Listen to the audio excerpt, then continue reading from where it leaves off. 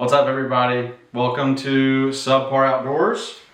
We're gonna start our first real video on the channel with a gun review.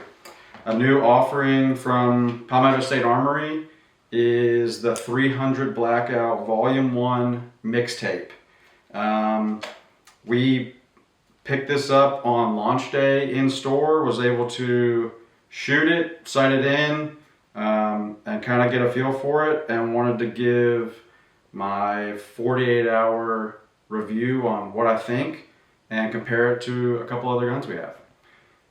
So to start, I did replace the micro-best bolt that comes with the gun from the factory with a Radian bolt, and I did replace the Raptor charging handle with a Raptor SD just for gas mitigation. We're only going to shoot this suppressed.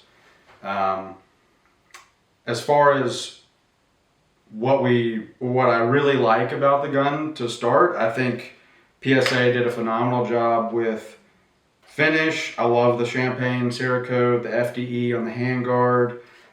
This handguard is trim, has good M-lock capability.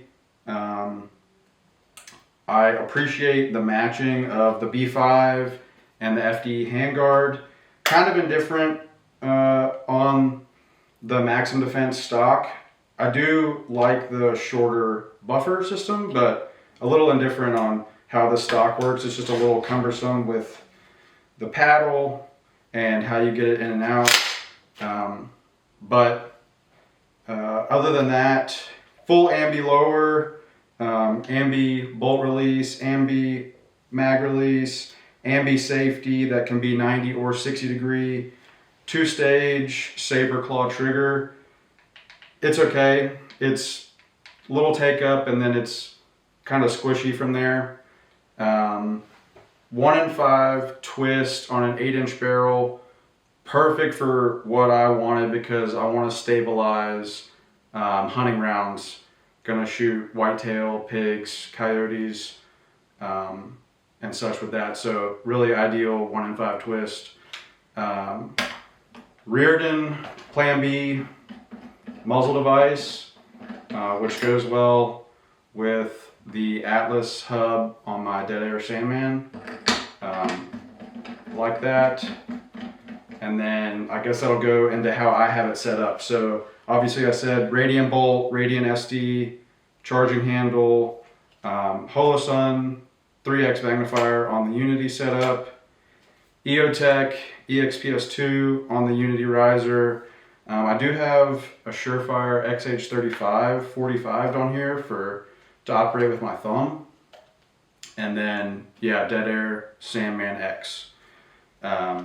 So really what we wanted to do is compare this as kind of a mid-price point offering from PSA. It comes in at $12.49 retail. We also have the previous PSA Saber 300 Blackout. Really, it's a similar gun. Biggest differences are going to come in gas block adjustment, fit and finish. I think is worth the update in price, and then I personally like the handguard on the mixtape much better than I like the Saber. I did replace the muzzle device on the Saber from the factory one because I wanted to shoot it suppressed with a cherry bomb. But this gun is going to only have a 12 position adjustable gas block. And we ran into a little bit of an issue here with cycling certain subsonic rounds. AAC 220, no problem. Shot it as much as you want, reliable. It works great. As soon as I got into niche hunting ammo, 200 grain, 190 Sub X, 190 Fort Scott, started to run into some reliability issues. So since picking up the mixtape, this is now going to be a supersonic setup with the LPVO for, again, whitetail, pigs, coyotes. And this gun is great for that. But you can kind of hear the play in the receiver set of this one. It's just not quite as tight, whereas the mixtape, there's nothing. It's fit and finish is great. It's fits really tight. Takedown pins are nice on both of them. This is all like goes together much tighter and much better than the Saber. I mean, overall, this is just a little bit better firearm. It's a forged receiver set instead of a billet receiver set. Built-in trigger guard, built-in flared magwell. I would hesitate to call that flared. I'll show you why in a minute, but yeah, this just is a much tighter fit and finish than this is. And with a 16 position adjustable gas system on the mixtape and a 12 on here, we took this to the range and we're able to immediately cycle a 190 Fort Scott solid copper hunting round in the mixtape. No adjustment. They come open from the factory, but honestly, replacing the charging handle in this to the SD version, gassing was very minimal. Super light recoil to be all the way gassed.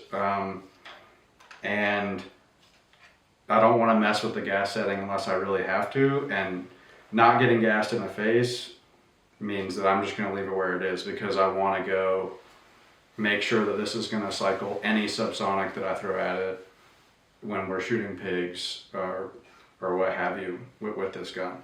And that, I mean, and the Sandmans are a low back pressure can, so that definitely makes a little bit of a difference. You know, if I had a high back pressure can, I may want to turn the gas down or something, but consistent, reliable ejection pattern, pretty much really just out of the box. It was what I was looking for, so I didn't want to mess with it because it was reliable. I think you'll notice, if you have looked at this gun in the past, that we did make a decent amount of like furniture updates on this gun.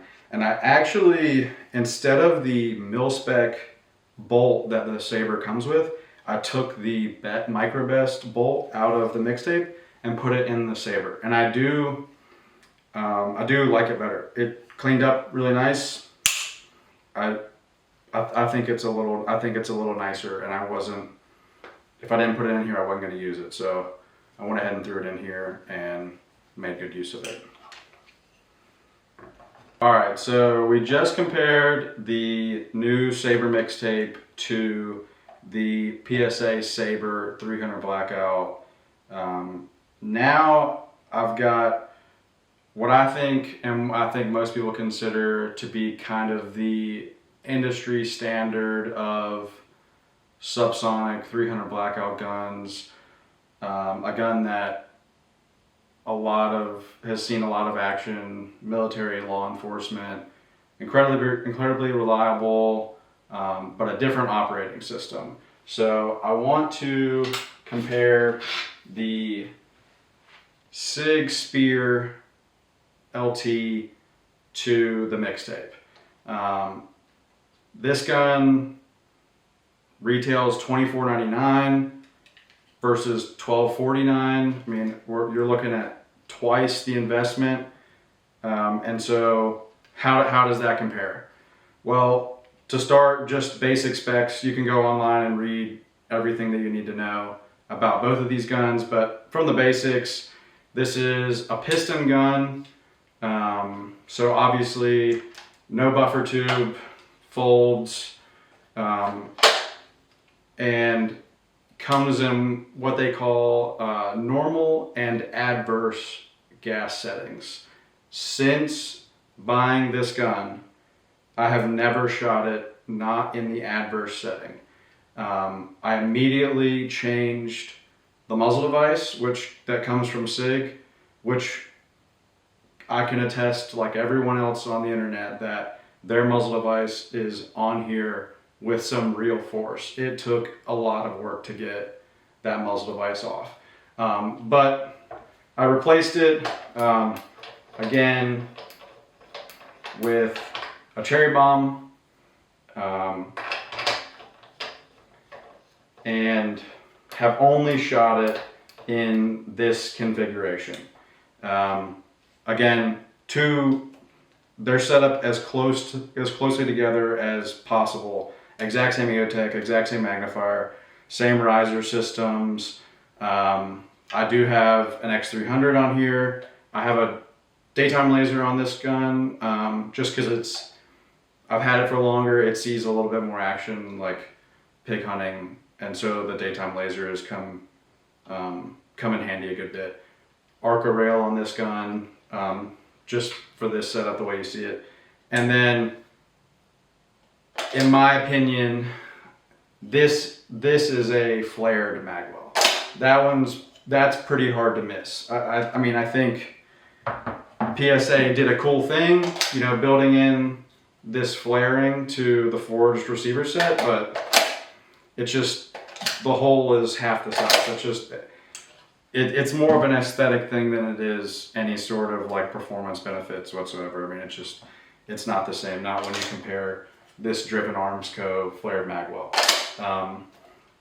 But as far as the performance of the two guns, I've never once had a malfunction with this gun with hundreds of rounds through it, all subsonic. It's never been shot supersonic. Every one of them is subsonic. Anything from Hornady Sub X, Phantom Defense, Steinel, AAC, Just Cause. I've shot pretty much everything through this gun and experienced 100% reliability. This is a factory bolt.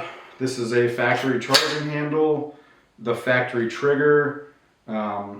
Their ambi receiver set to me is kind of bar none. This stuff is really easy to use. I really like it. And I've used this gun a lot, and I think it's pretty much the pinnacle of what subsonic 300 blackout guns look like. So is it worth double the money versus the mixtape? Well, to be honest with you, with just a few rounds through this and 100% reliability, again with the same types of ammo, this gun it's fantastic. It's really good. It is an inch shorter barrel. It does not collapse to quite the same size package. I mean, it's really small, but it's not quite as small as the folding pick mechanism on the Sig. It's just not. Is that worth an extra $1,250? Who am I to say? Because obviously I have both of them, so that's, you know, not an argument for me to make. But this gun is really, really been impressive just in the last 48 hours. Like, I didn't know what to expect because I didn't have the greatest experience with the Saber, just because I wanted to run certain ammo and I couldn't make it happen. So I didn't know what to expect, and I've been really impressed. I think these two guns, like both 1 in 5 twist. This is a 9-inch barrel. That's an 8-inch barrel. 1 in 5 is really what you want for subsonic 300 black. Actually, all three guns are 1 in 5 twist. So it's really what you want, especially if you're going to start trying to stabilize really niche hunting ammo. You know, expanding rounds, fracturing rounds. Like you can't do it without 1 in 5 or faster twist. So this is really what you need. Fit and finish, these two. The Sig is nice. I mean, it should be, but it is. It's really nice. The handguard, this is a bulkier gun. This is absolutely just a bulkier system, but it kind of is what it is. I mean, same suppressor. Weight-wise, this is a heavier system than the Mixtape. I do think that the trigger in the Sig is probably a little cleaner. The Saber Claw 2-stage is okay. The take-up is about the same, I'd say, in both, but this has got a much squishier wall from the take-up to the break. Reset is super positive. It's not bad. It'll probably stay in here for a while, at least, while I break the gun in some more and get some more rounds through it. But yeah, I mean, I think the two guns are very similar, like in capability and how well they perform, and this is half the price. I mean, I just think this is. I think it's a pretty good buy. It sold out in 3 minutes online. I just happened to see on Facebook that they were going to have them in the store, and went and got one, and nobody else was trying to get one. So that's how I pulled it off. But I think this is a heck of a gun. I'm gonna conclude with a comparison of all three, just so you can see them all side by side. In conclusion, you're looking at 3 great firearms, 3 very different platforms that function in 3 different ways, and really, I think I'm happy that I own all 3. They each serve a purpose that's a little different than the other, and I think you'd be really happy with any of these 3 choices. This Mixtape is super well balanced. I mean, from a little bit shorter system back here, a great suppressor host from the factory. I mean, it's a well balanced gun that seems to be performing really reliably. I think it's a well updated version of the Saber. I think aesthetically, I think that from a performance standpoint, and honestly, now that I have a Mixtape and a Saber, this has become a supersonic, tripod gun for me that it performs great in what I want it to do, and this is taking its place as a sub gun and does a great job. And the Spear being a piston gun that folds is a little bit more compact than both, and so they serve 3 different purposes.